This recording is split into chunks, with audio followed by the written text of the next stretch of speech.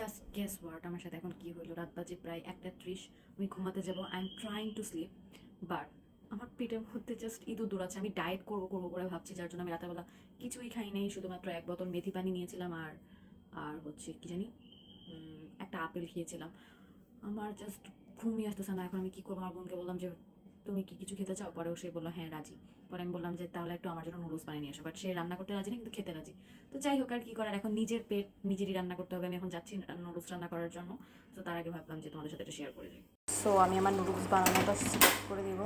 My goodness, gas নাই।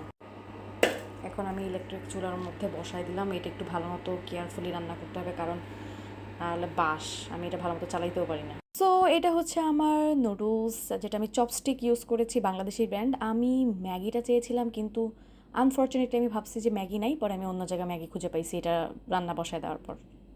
তারপর এখানে ডিম দিয়েছি, কাঁচামরিচ, রসুন আর টমেটো সস, সামান্য একটু অরিগানো দিয়েছি। দেখতে খুবই বিশ্রী, কিন্তু খেতে মাশাল্লাহ অনেক ভালো। সো আমি এখন খাচ্ছি। বিসমিল্লাহ। বাংলাদেশে বর্তমানে গ্যাসের এত ধরনের প্রবলেম শুরু হয়েছে, মানে কোনো কিছু রান্না করতে যাব, খেতে যাব, একদম প্রবলেম আর প্রবলেম, গ্যাস থাকে না। সো আমার হচ্ছে ইলেকট্রিক গ্যাসের মধ্যে এটাকে রান্না করতে হয়েছে। আমি একটু খেয়ে দেখি, যদি আমার কাছে মনে হচ্ছে ভালো হচ্ছে। আমার বোন বলেছে ভালো হয়েছে, আমি এখনও খাইনি। It's good. চপস্টিক দিয়েও তো ভালো নুডলস রান্না করা যায়। আজকে এই পর্যন্তই, বাই।